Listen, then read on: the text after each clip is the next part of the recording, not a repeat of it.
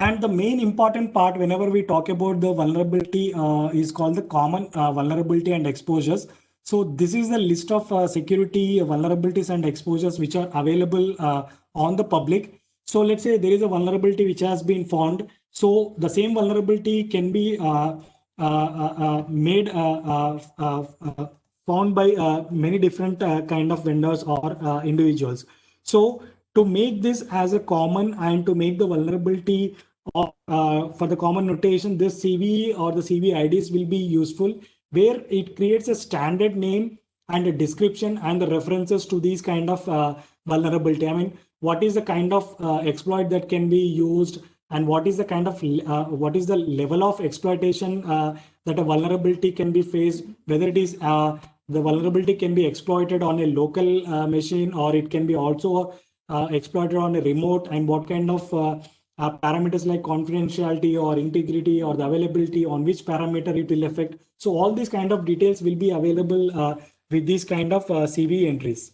Okay, so this CVE entries, because we cannot have a same kind of vulnerability name for the different vulnerability names for the same vulnerability. So we'll use the common vulnerability name for all these. So the same can be used by all the tool vendors with respect to vulnerability scanners or the security experts to have a common idea. So again, we have another terminology called penetration testing. So this is with respect to the kind of test where the system can be considered as a black box, where nothing is known on the system, and the system has to be assessed with respect to whether it can be compromised from the real world attacks or not. But whereas vulnerability assessment is a different part, because penetration testing may also be part of vulnerability assessment, but in this case we used to find out the security vulnerabilities and also identify the corrective actions with respect to those findings of the vulnerabilities. So this is a small introduction with respect to the vulnerability assessment. Next, we'll quickly move on to the tool.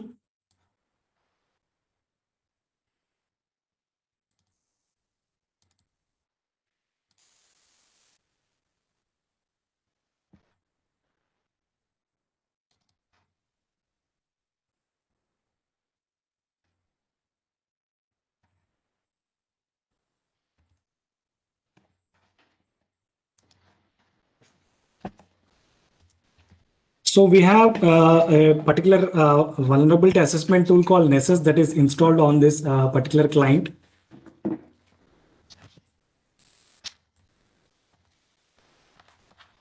So I'll be just logging into this particular thing when we'll try to see what kind of features that are available on this particular tool and how a scanning can be performed. Now here we can observe this is how the tool looks like, and what kind of things that are available.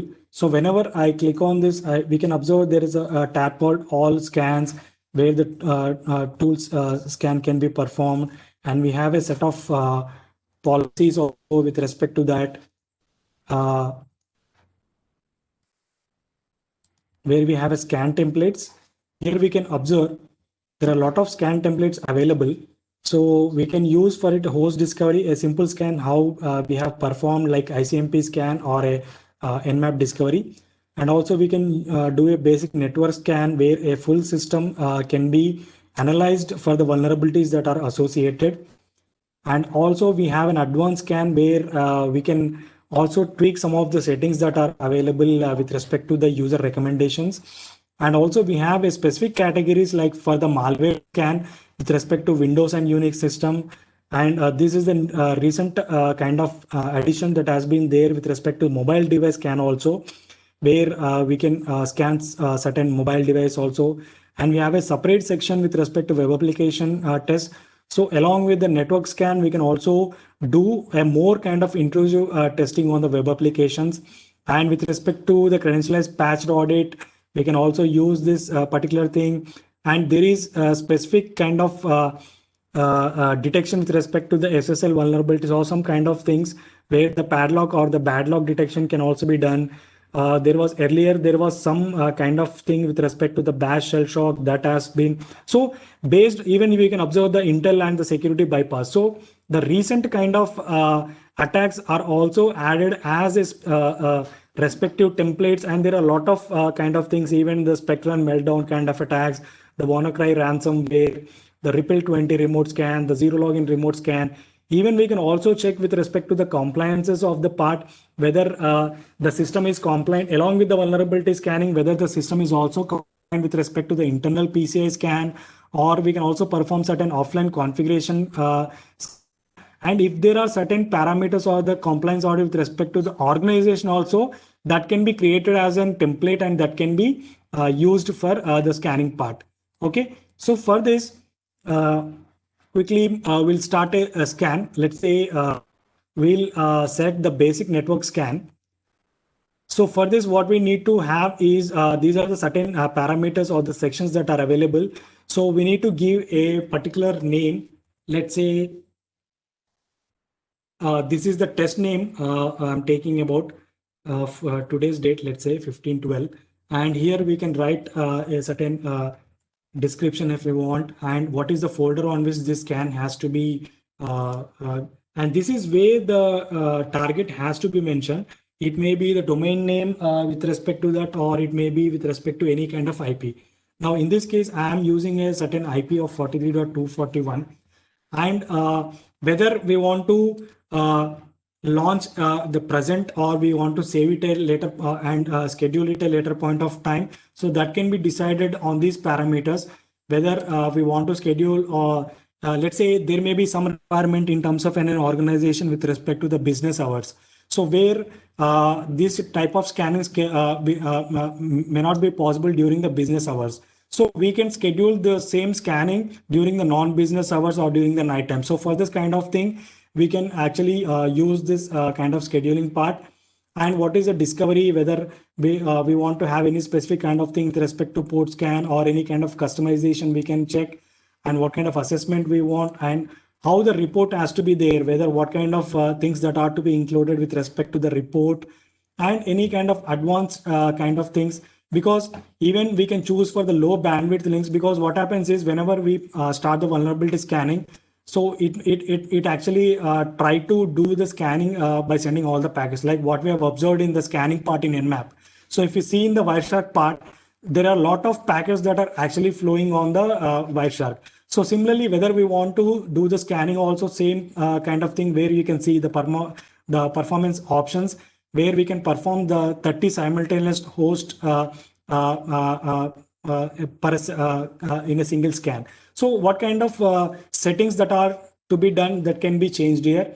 And the one more important part is we need to, if we want to have in-depth scanning or more kind of exposure of the system, we need to have the credential-based scanning, because a non-credential based scanning may actually give an output like what are the services that are exposed to the kind of with certain limitations. But whenever we do the credential based scanning, the tool will try to authenticate to the system and will try to give all the possible kind of vulnerabilities that are associated with that. So for this also, we can use any of the protocol, like we can go for SSH scanning, or if it is a Windows based, we can go for the kind of credentials that can be used. Along with that, we have certain plugins also associated. Let's say if we are trying to scan a particular Cisco device, then in this Cisco device, we have around 1719 kind of plugins which are associated with this. So we can, if we have particular to a particular vulnerability, then we can also choose the kind of plugin we want with respect to that. Okay, so this is how, oh sorry, I have skipped this.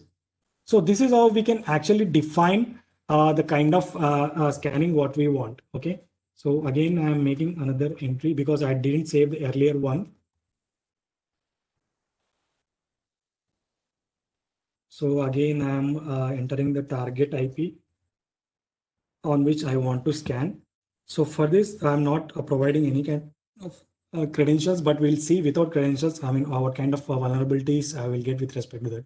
So I'm saving that scan. Now we can see my scan has been saved here, but we haven't launched it.